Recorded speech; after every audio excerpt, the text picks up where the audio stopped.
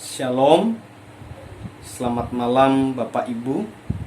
Jumpa lagi dalam program My Way, renungan singkat malam hari. Kita membaca firman Tuhan di dalam Efesus pasal 4 ayatnya yang ke-17 sampai 21. Begini firman Tuhan: sebab itu kukatakan dan kutegaskan ini kepadamu di dalam Tuhan. Jangan hidup lagi sama seperti orang-orang yang tidak mengenal Allah dengan pikirannya yang sia-sia dan pengertiannya yang gelap, jauh dari hidup persekutuan dengan Allah karena kebodohan yang ada di dalam mereka dan karena kedegilan hati mereka. Perasaan mereka telah tumpul sehingga mereka menyerahkan diri kepada hawa nafsu dan mengerjakan dengan serakah segala macam kecemaran. Tetapi kamu bukan demikian. Kamu telah belajar mengenal Kristus, karena kamu telah mendengar tentang Dia dan menerima pengajaran di dalam Dia menurut kebenaran yang nyata dalam Yesus. Malam ini kita belajar satu tema: jangan hidup seperti orang yang tidak mengenal Allah. Firman Tuhan ini yang dituliskan oleh Paulus kepada jemaat di Efesus. Ini adalah jemaat yang sudah dewasa dalam kerohanian, namun tidak tertutup kemungkinan akan jatuh dan hidup di dalam dosa. Itu Rasul Paulus mengingatkan, menegaskan supaya orang yang sudah mengenal Tuhan atau yang sudah percaya, jangan hidup mereka sama seperti orang yang tidak mengenal Allah. Harus ada perbedaan antara orang yang sudah percaya kepada Yesus dan yang tidak. Kita melihat di sini bahwa orang-orang yang tidak mengenal Allah, hidup mereka, kata firman Tuhan, mereka hidup dalam gelap. Mereka jauh dari persekutuan dengan Allah. Dan itu terjadi.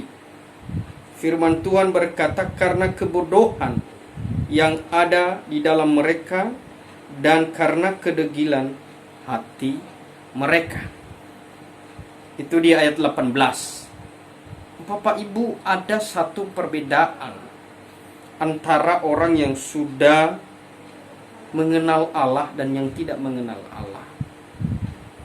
Firman Tuhan berkata, orang yang tidak mengenal Allah, mereka jauh dari persekutuan dengan Allah. Mereka tidak mau beribadah atau tidak percaya kepada Allah. Mereka hidup dalam kegelapan, hidup dalam kehidupan yang penuh dengan dosa, penuh dengan kecemaran. Mereka tidak menjaga kekudusan hidup mereka. Nah, sementara orang-orang yang sudah mengenal Yesus harus sebaliknya, harus hidup dalam persekutuan dengan Allah, hidup dalam kekudusan, hidup dalam terang. Jangan sama seperti orang-orang yang tidak mengenal Allah. Itu kata firman Tuhan.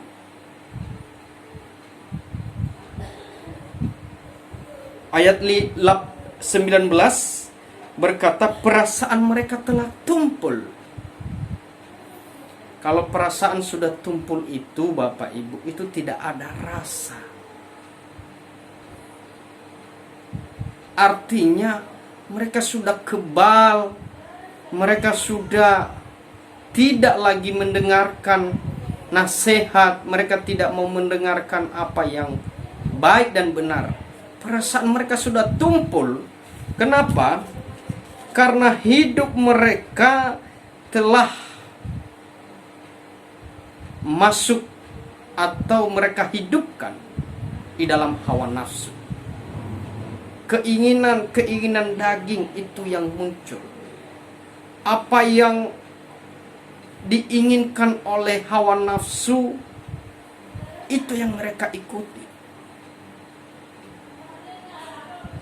Dan ini telah mencemarkan kehidupan atau diri mereka sendiri. Itulah orang-orang yang tidak mengenal Allah. Itu firman Tuhan berkata, jangan hidup seperti orang yang tidak mengenal Allah.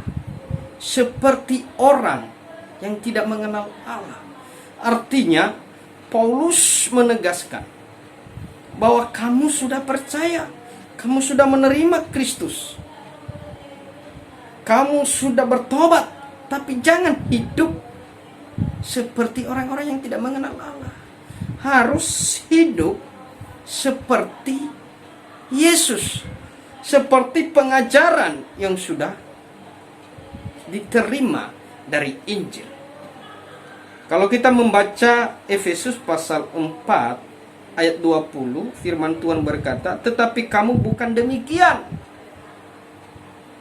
Siapa yang dimaksud di sini? Yang demikian ini, Bapak Ibu, orang-orang yang tidak mengenal Allah tadi di ayatnya yang 18-19.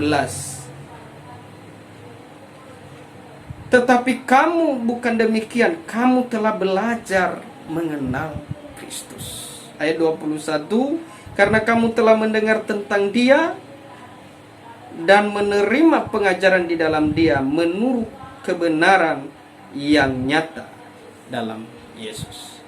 Orang yang sudah mengenal Yesus harus hidup sesuai dengan kebenaran, pengajaran-pengajaran yang ada di dalam Kristus Yesus. Biarlah firman Tuhan ini memberkati kita, memberikan kekuatan serta pemahaman-pemahaman yang baru, sehingga kita yang sudah percaya tidak hidup seperti orang-orang yang tidak percaya. Kita harus menjaga persekutuan dengan Tuhan, beribadah kepada Tuhan, hidup dalam terang, hidup dalam kekudusan. Selamat malam, selamat istirahat. Tuhan Yesus memberkati kita. Amin.